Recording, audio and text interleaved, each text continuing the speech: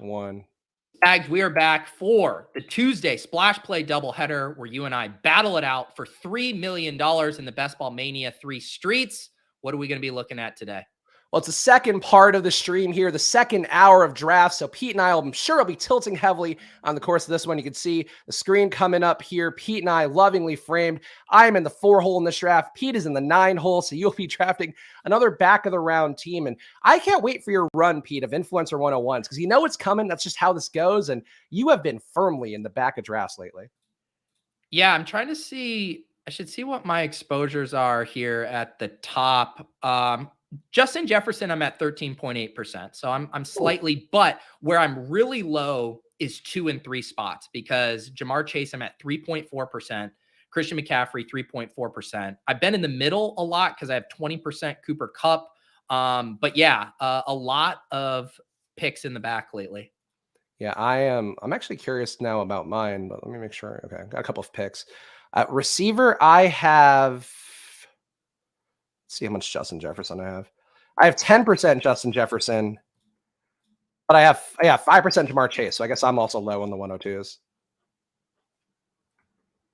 5%. Yeah, Cup. I need to. Oof. Yeah. I need to boost my my Chase. I need more Chase. Yeah, I mean, I talked about it on Friday a little bit. I do think Chase is somewhat overvalued, like in terms of he's not Justin Jefferson. Like, I don't think you should take him in the 101 spot unless we're at the end of August and you realize you have 20% Jefferson and no Jamar Chase. But I do think like I would feel bad if I didn't have at least 8% Jamar Chase coming in. Like same thing for Kupp, same thing for Tyreek. Yeah. I think you can do that. I understand what you're saying, and I think you can do the same thing of Hill versus Waddle. Greg asked me in the chat how much Tyreek. I am at 10.3% Tyreek. I like Cooper Kupp slightly more than Tyreek, and that is played out in the exposures. I have 20% Kupp. I think ideally that Hill would come up though. I don't mind being overweight on Tyreek. See, I am very much team Hill over Kupp. Like I still like Cooper Kupp, but Miami's offense being great this year would not be a shocker. It already, was teetering on great last year, but the injuries obviously caught up. But, Tyreek had like 1,700 yards last year. Didn't he have like some crazy number that, I mean, it's hard for me to expect this offense to be completely different. It's not like they're going to run the ball. The defense isn't that much improved. So I don't think the game script has changed very much. Does no one want Travis Kelce anymore? It just every draft I get 1-9 and he falls 3 spots past ADP. I think it's the Mahomes part of it would be my guess. Yeah. All right. Normally I get like bored, and be like, oh, let's just do something different. But whatever. Let's take Travis Kelce. Back-to-back Travis Kelce drafts. I think I have a good amount of Kelce too. Like I talked about having a lot of Andrews, but I have 7.7% Kelce in BBM. I must have more in the Poodles because I was getting him a lot, I think, in the Poodles and the Puppy. All these drafts. So you said you're drafting Chow Chow teams. Is that like a really good structure? Because I feel like that's filling up fast. I love the structure of the Chow Chow. It's just like, it's honestly hard. Like, Pete and I are lucky enough, I think, to have some bankroll to spend on this stuff because I've certainly limited my DFS exposure to NBA. So like all that money goes towards best ball. It's hard though, like psychologically to do all these drafts and then like another $50 draft and 15 max. Like, I think you have to pick and choose your battles a little bit. It's not you because you're only streaming your BBM teams, but pick your battles a little bit for some of the stuff. Yeah. So I'm taking Garrett Wilson here, Travis Kelce, Garrett Wilson start. But so the Chow Chow Spags, it's obviously $50 buy-in, 2 out of 12, weeks 1 through 14, then 2 out of 8 in week 15, and then 2 out of 8 in week 16. So that's really nice as far as getting into the final. So the max tournament size, 5,568. 10th place, you'd still like to see a little bit more. It's 4% of first place, 50,000.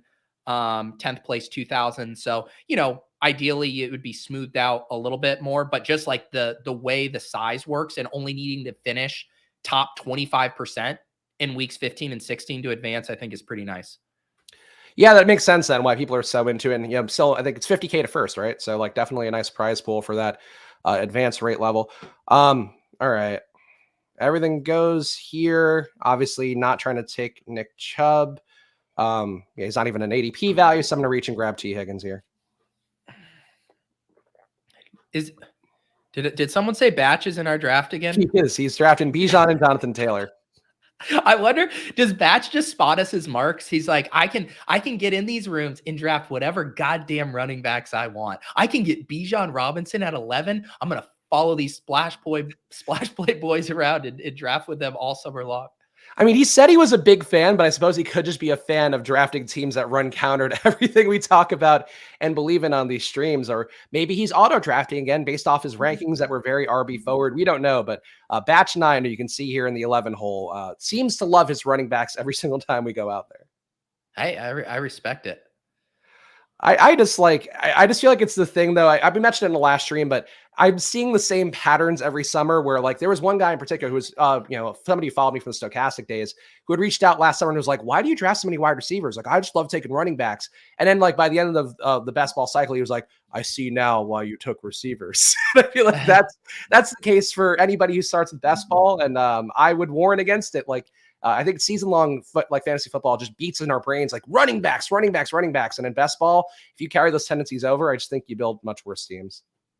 Yeah, I just think I feel like people who like running backs can have their cake and eat it too this year, specifically with those running backs going at the 2-3 turn. You can get that elite running or elite wide receiver in the top 5 or 6 picks, and then still end up with 2 running backs that have top 5, top 3, overall RB1 upside. I know we can poke holes in Breece Hall, Ramondre, Tony Pollard, like their profiles and situations aren't like perfect. If they were, they would be going 101, 102, but any of those guys could finish as the overall RB1 and it wouldn't be shocking.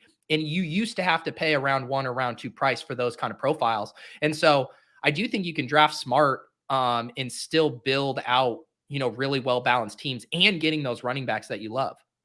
Yeah, Evan Batchelor, who is Batch 9, saying, I think that there's a lot of merit to treating the flex spot as a running back. I think Sam Sherman had tweeted something similar out about that. I get the logic. I just think you're really capping your upside to receiver so much. And like Pete was talking about there, you could still treat the running back position as a potential flex spot, but you could do that with Breece Hall in the 3rd round.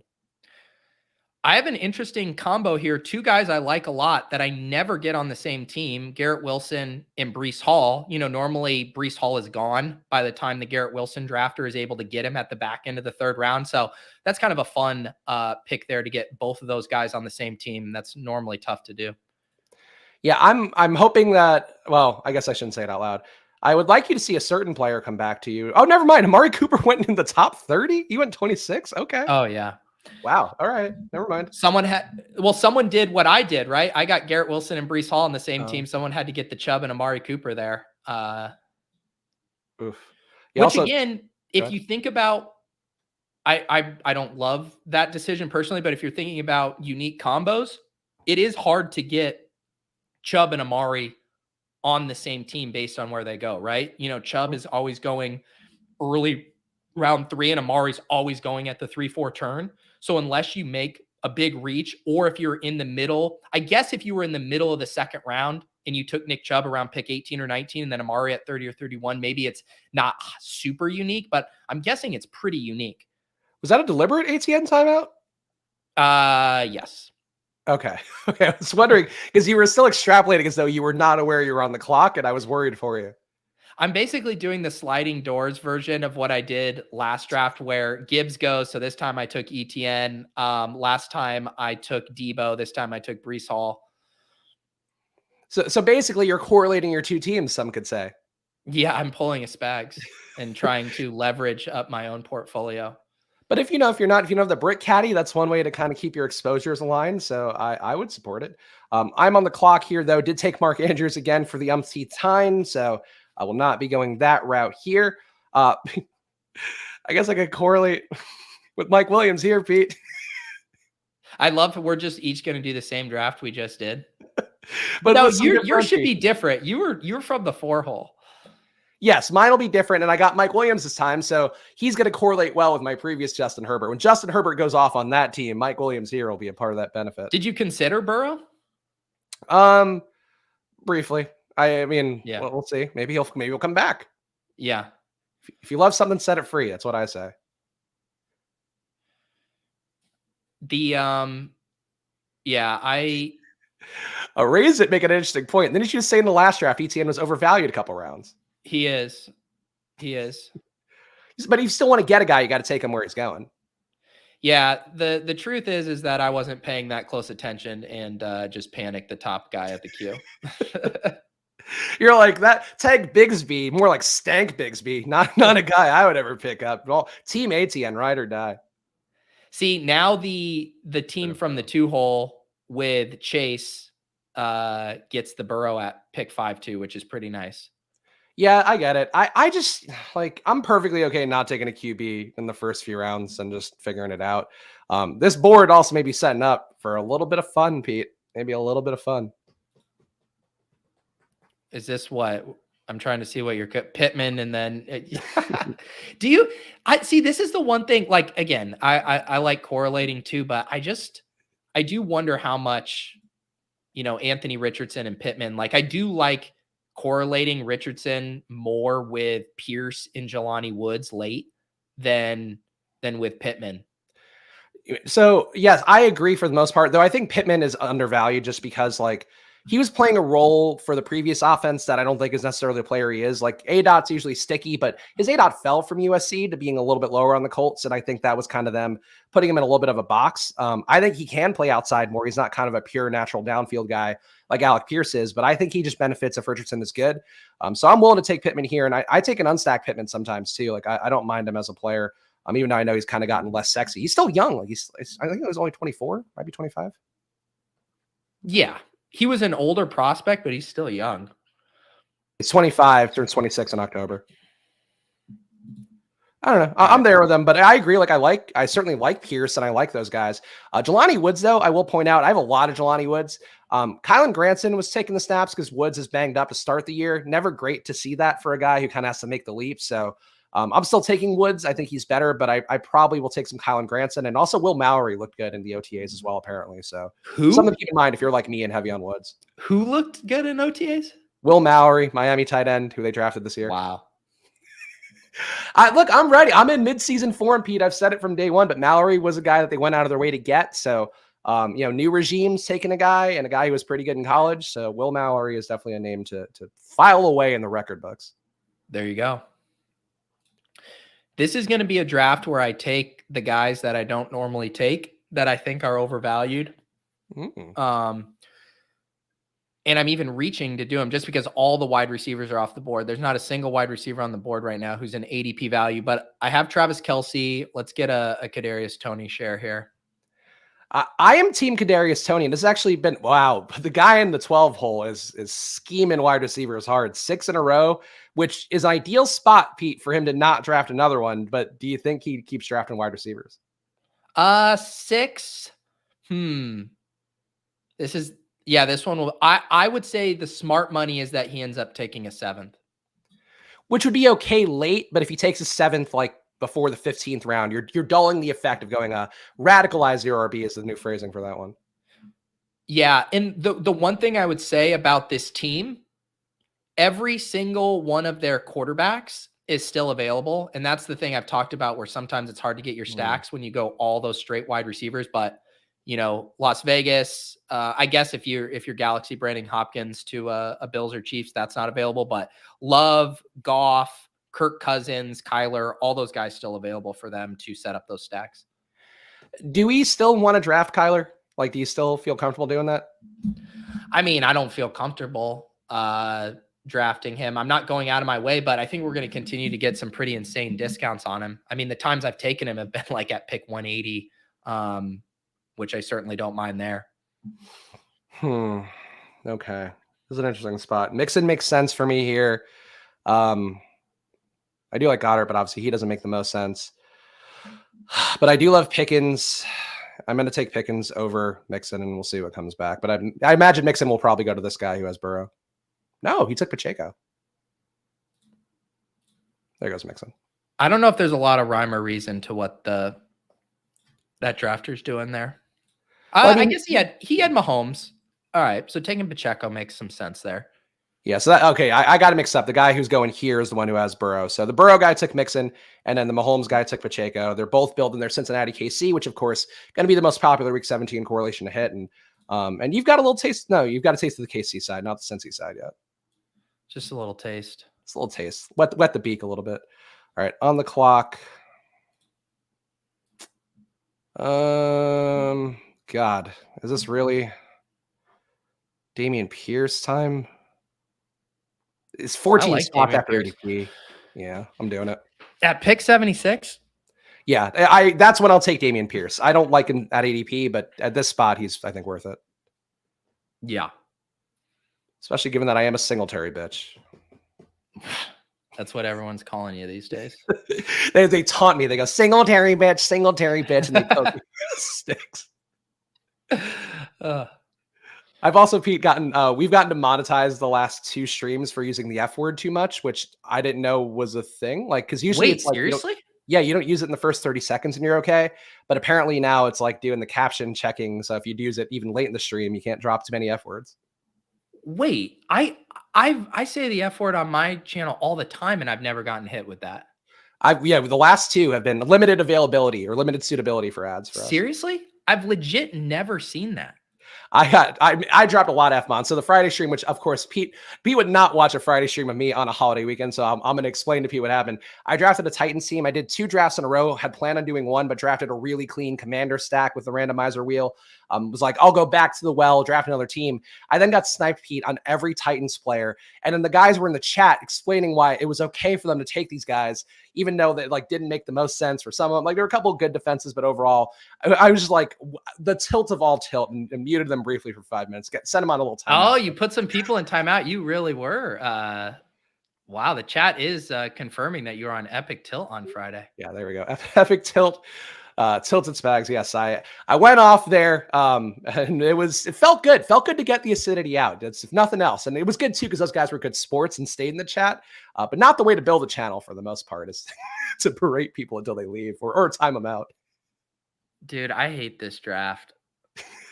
My ETN mess up has now set me down just like the grossest path where I'm having to take all these wide receivers ahead.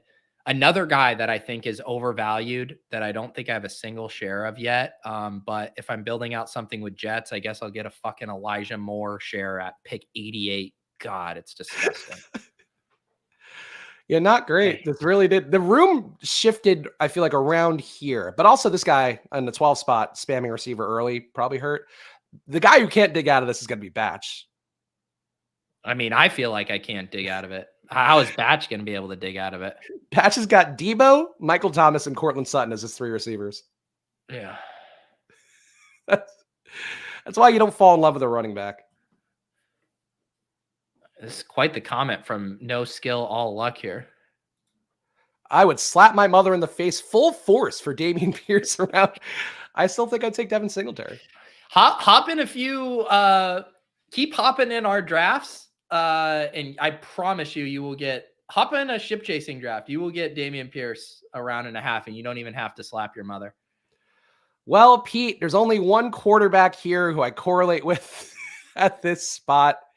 Come on down, AR. Where's the jersey? You are such a cliche of yourself at this point. At pick 93?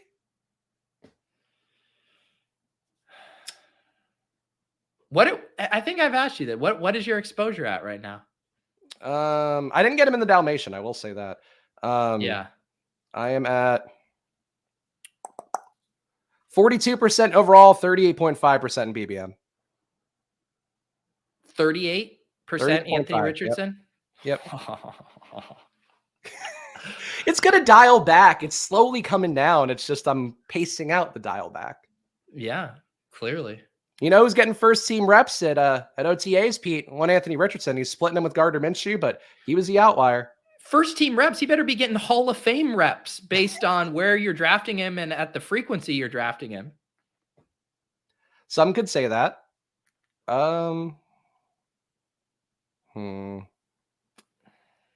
You know, tough one. Tua or Charbonnet? I'm going to put them both in the queue. Tua, what would you do? Tua or Charbonnet? I'd push quarterback in this room personally, but. All right, I'll go Charbonnet. Hopefully that time. There we go. Okay, great.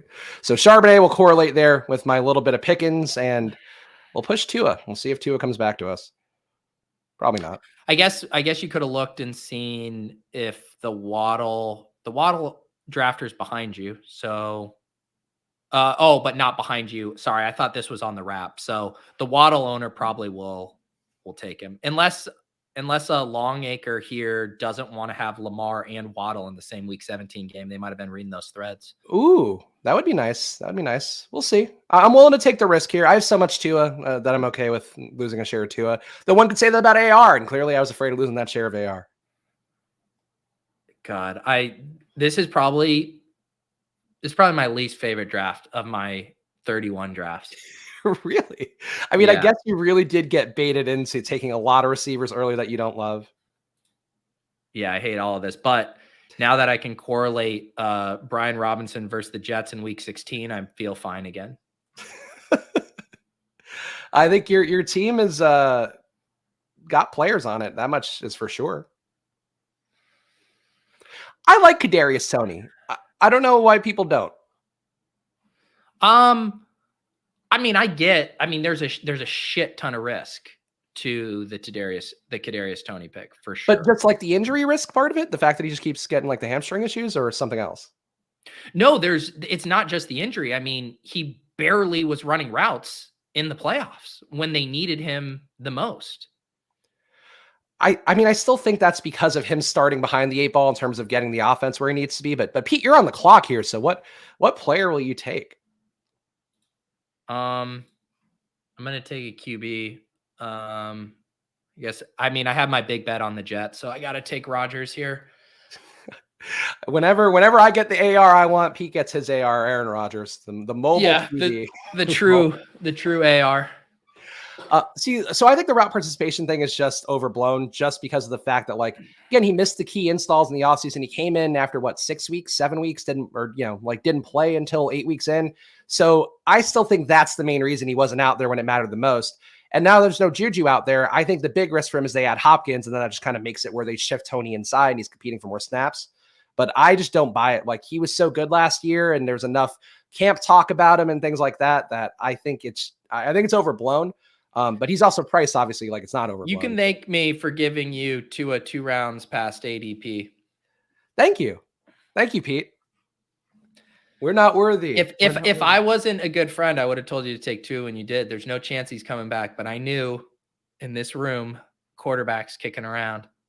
No, good call by you. That's why I say you're the sharpest best ball drafter who streams teams out there, because you know the pocket's better than anybody. And I love AR2 as my QB duo. Like, that's one of my favorite ones I draft. Which duo? AR duo. Yeah. A team that you have none of. I think Tua is the most undervalued quarterback in drafts. I think Tua should be going where Herbert. I think he should be going like right after Herbert and before like Trevor Lawrence. And you're getting a big discount on that. I think that's where AR should go as well. I think he should be in that Trevor Lawrence mix, given the fact that he's going to be running so much from day one. They're already running RPOs and OTAs, Pete. That's 2 acronyms. I will happily book any bet of Tua versus Anthony Richardson fantasy points. All right, let's draft a player here and we'll regroup on that. Definitely another running back spot here. I do have Cincinnati, so I'm going to take Jerick McKinnon. I normally would take Elijah Mitchell, but I'll take the Week 17 correlation here. Did back-to-back drafts with McKinnon for you, right? Yeah, I prefer Pacheco. I also think you could. I would take CEH in the 18th round too. Like, I don't think that's bad if he's in shape and like this is his do or die year. But McKinnon's still there. I don't know. He doesn't do a lot for me, Pete, but he had the spike weeks when it mattered last year, so I'll still draft him. Yeah. I have sticker shock on his price. I think, all right. So I was hoping Gino would fall to me because I have Tyler Lockett, but this kind of works out well for this build. So I'm going to get Daniel Jones at a big value, 20 picks past ADP. And he also gives me multiple backdoor wide receiver stacking options. And I'm already feeling thin at wide receiver. So that's kind of a nice tiebreaker there for me if I'm still chasing wide receivers in this round, to at least have a quarterback who has some of those guys available. And if nothing else, you'll dominate New York Post headlines for the entire fall. How so? You have Aaron Rodgers and Daniel Jones. That's just how how their media works. They're going to have snarky headlines about not Anthony Richardson. Hopefully, I missed that Coastal Elite joke from you there. I will take some laurels here. 2 A, which seems like a nice high ceiling, high floor combo. That's why Bindles is my favorite streamer in the game. A+ draft so far for Spags. I agree. All right, Lawrence should be where Burrow is. People love Trevor Lawrence. Don't agree. They do. So this is normally a spot where I always take Alec Pierce, and I do not think I ever take Jalen Hyatt. But if there's ever a time to take Jalen Hyatt, it's probably when I'm behind at wide receiver and just selected Daniel Jones. So let's take a flyer on the rook. Jalen Hyatt and the OTA is running with the 2s so far, though obviously that doesn't matter for a rookie. But it was Darius Slayton with Isaiah Hodgins, and then Paris Campbell running out of the slot was their first team in OTAs. The team with the 19 slot wide receivers. But like I said, all still on the board. Hodgins, Wan'Dale Robinson, Darius Slayton, and Paris Campbell. So the backdoor Danny Dime stacks are easy. I will say though, Pete, I know we talked about a little bit last year where there was a Darius Slayton renaissance. You are in the year where I think it's Darius Slayton. I'm in the year apparently of Alec Pierce, so I'm going to take him here. Ooh. I like my favorites. I love Slayton. Honestly, my 3 favorite cost adjusted would be Slayton, Hodgins, and Wan'Dale Robinson. Do you know who I never get anymore? I don't get any more Darren Waller. He always goes off the board before I'm comfortable with it. He is the boomer tight end new spot thing, I think. He's getting old. It's a new offense. It's not going to be a high volume pass offense. I think there's a lot of reasons to not take Darren Waller, but I also took him very heavy last year, got burned by it. So I might be a little bit tilted by that. But it's just like they have so many bodies. I don't know how you could trust one more than the others going, 50 spots ahead of the others in ADP. Yeah. Because let me see. What's his ADP right now? So Waller's ADP is 80. And what seems messed up to me is Goddard's ADP is 68. So you're just around behind Goddard now. And to me, Goddard is pretty well ahead. I would also take Ingram over him. Ingram versus Waller is close. But you're getting Ingram at a 12 pick discount relative. Ingram's at 92.5 ADP. Yeah, I don't know. Mostert. You know what? I'm going to get Tank Bigsby here to leverage against Travis Etienne. No, to go with my Houston play, I'll take Tank Bigsby.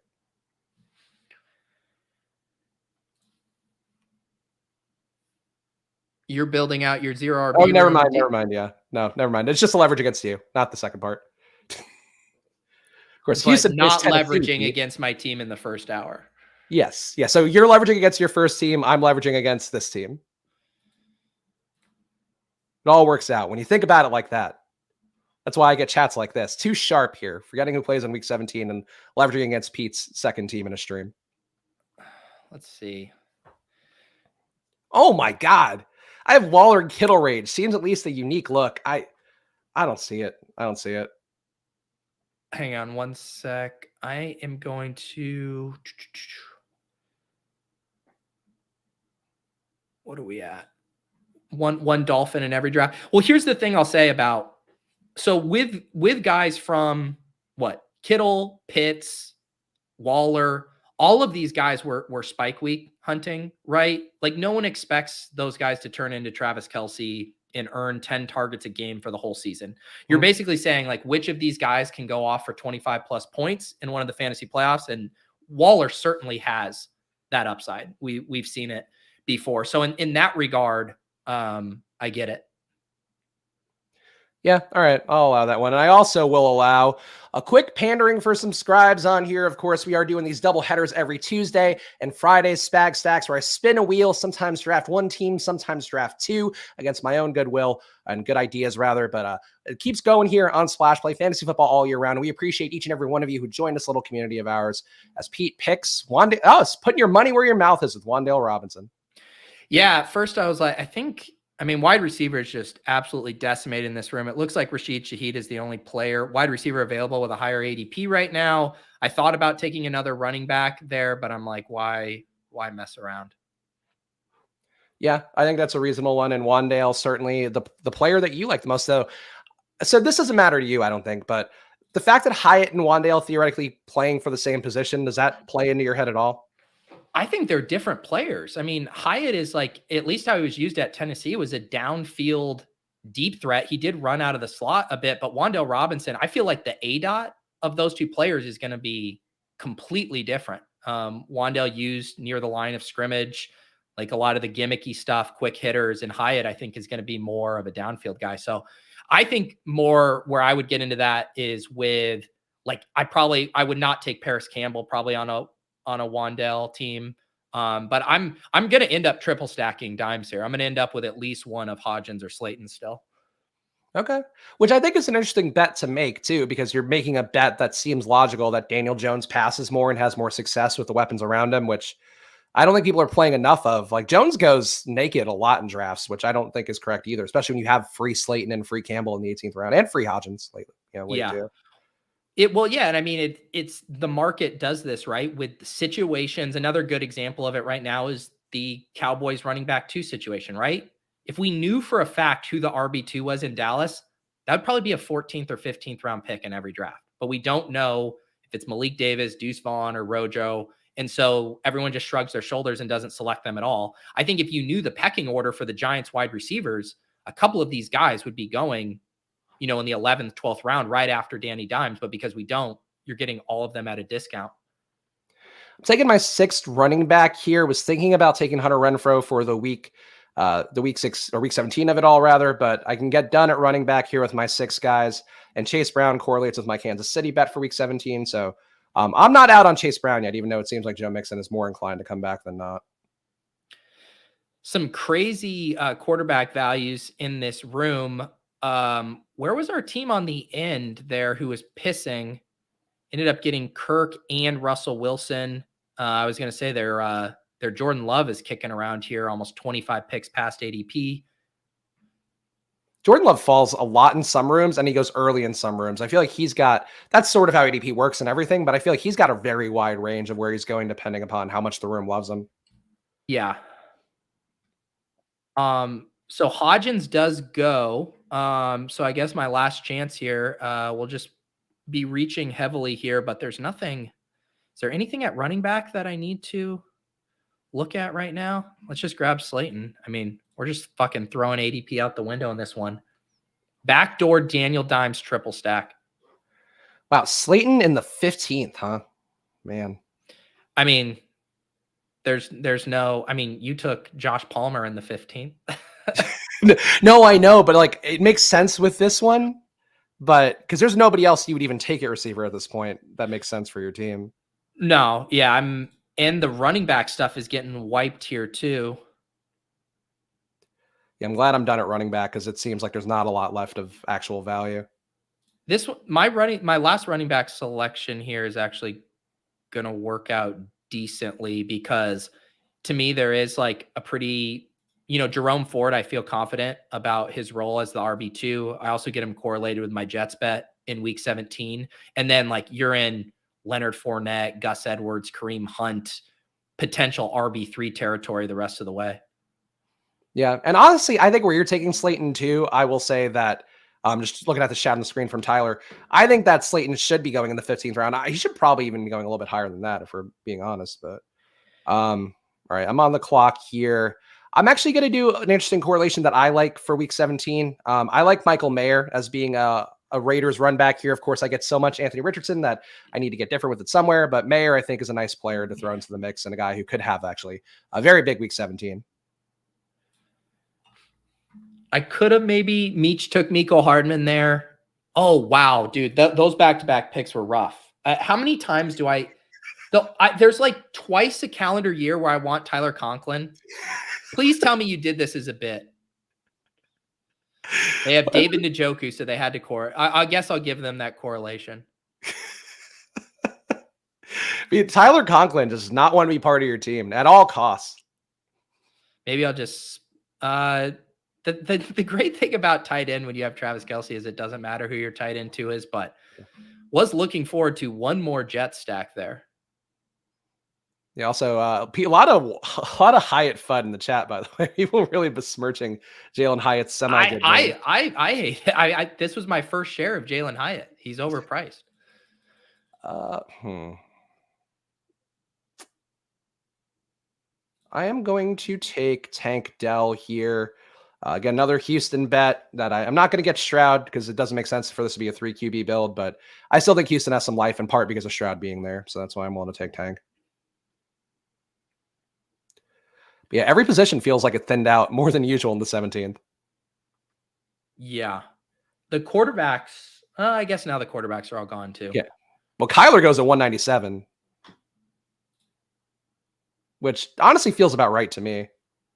Well, I'm going to take Dawson Knox here at pick 201 as my second tight end. This Dawson Knox ADP is out of control. People have lost their goddamn minds on the Knox versus Kincaid stuff. A good point out. Andrew's saying I did take both Tanks here. If there's anybody named Tank, I'm lining up to get them. Both diminutive receivers, running backs that don't avoid tackles that well. Anybody named Tank, I'm on board. So Batch did a 3 QB build where he took all 3 QB. Batch is doing some weird shit out here, man. Batch likes to live a little. Trey Lance and Brock Purdy. What if it's so Sam Darnold's going to start just because of Batch? I couldn't even quit drafting Giants wide receivers that I had to start drafting former Giants wide receivers and took Richie James. Yeah, people love Richie James. Richie James not running with the first team so far. And it doesn't even seem like he's in that wide receiver 4 group from what was in OTAs. It's like Rashee Rice and Ross, both Rosses competing in that wide receiver 4 room. But not saying that to fuck you down. But I know people I love do it. not care at all about what wide receiver groupings are happening in May, where they're obviously clearly going to be getting all the rookies more reps. That's not necessarily true. The rookies usually have to earn their way up the depth chart. So I think if a rookie's starting, you're like, oh, interesting. If a rookie's down to second team, it's like, whatever, they'll get there eventually, you would think. The whole point of running with the ones is when they are simulating game prep. And they're not doing that right now. They're literally just fucking drills. Like the order does not matter in May. 2672. This is like a pure luxury pick, I think, for me. Oh,